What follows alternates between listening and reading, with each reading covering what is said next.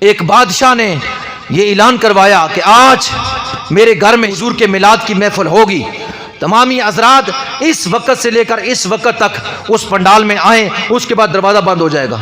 اور یہ اس نے جو ہے پیغام اپنے قاصد کو دیا اور پیرے پر بٹھا دیا کہ اتنے وقت تک لوگ آتے رہیں، اس کے بعد دروازہ بند کر دینا۔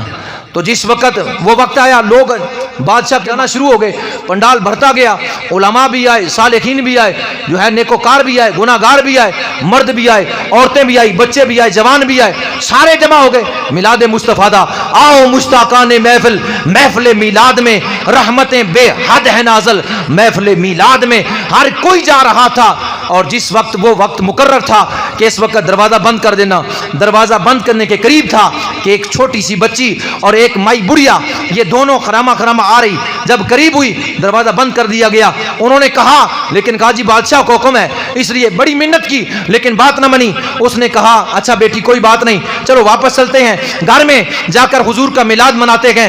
جب مائی واپس ہوئی، بچی کو لے کر مختصر کرتا ہوں، گھر میں پہنچ کر وضو کیا، وضو کرنے کے بعد مصلی بچھایا، مصلی بچھانے کے بعد کہا بیٹی تو چھوٹی ہے اور میں جو ہے وہ بڑھیا ہوں، میں نے اپنے زمانے، اپنے علاقے، اپنی حیات میں، اپنی زندگی میں صوفیاء سے، اولیاء سے، بزرگان دین سے، علماء سے جو باتیں رسول اللہ کے بارے میں بیان کی ہے میں بیان کرتی ہوں اور تو سنتی جا اور مجھے داد سبحان اللہ کی دیتی جا۔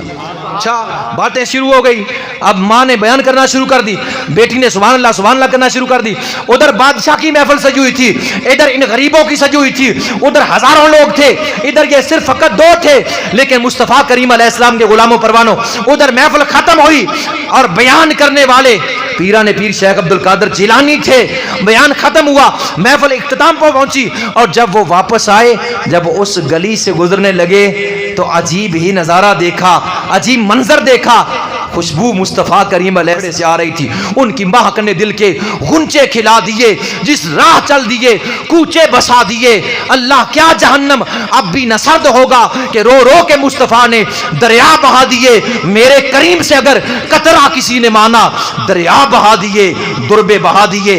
حضور شہنشاہ بغداد نے عجیب منظر دیکھا، اس گلی سے جب گزرنے لگے، آمنہ کے لال اس گزری سے گزر رہے تھے، اس گلی سے گزر رہے تھے۔ شہنشاہ بغداد نے جب یہ دیکھا اور وہ اس جو ہے وہ چوکھٹ دروازے کے قریب آئے اور انہوں نے آ کر اس جگہ پہ جس جگہ حضور کو کھڑے دیکھا، حضور کا تشریف فرما دیکھا، حضور کو کھڑے دیکھا، مشاہدہ کیا تھا، وہاں اس جگہ پر آ کر شہنشاہ بغداد نے اپنے ہونٹوں کو زمین پر رکھ دیا، یعنی بوسے دیے اس جگہ پر جہاں حضور کے مقدس پاؤں لگے ہوئے تھے۔ ہم اس لیے کہتے ہیں کہ جنہ گلیاں دی مٹی نے قدم چومے تیرے آقا، اساں کعبہ سمجھ لیاں او گلیاں یا رسول اللہ۔ شہنشاہ بغداد نے جب وہاں سے بوسے دینا شروع کر دیے تو رات جا رہی تھی، بچی نے کہا اماں میں تھوڑی دیر پانی نہ پی آؤں؟ جی پی آؤ۔ جس وقت وہ پانی پینے کے لیے باہر نکلی، شہنشاہ بغداد کو دیکھا، بھاگی ہوئی واپس گئی، کہنے لگی اماں جان باہر ایک بزرگ ہے، سفید داڑھی والا، خوبصورت حسین چہرے والا ایک بزرگ ہے، اور جو ہماری جو ہے وہ گھر کی چوکٹ کو بوسے دے رہا ہے، وہاں سجدہ ریز ہے۔ مائی باہر نکلی اور اس نے شہنشاہ بغداد کو دیکھا، پوچھا آپ کون ہیں؟ انہوں نے کہا انا عبد القادر جیلانی۔ کہا کیسے یہاں؟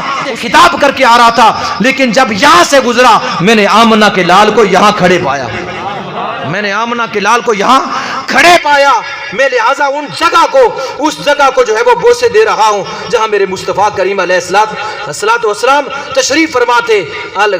یقیناً سنا نہیں، یقیناً آپ ہر عاشق کے گھر تشریف لاتے گئے، میرے گھر میں بھی ہو جائے چراغاں یا رسول اللہ۔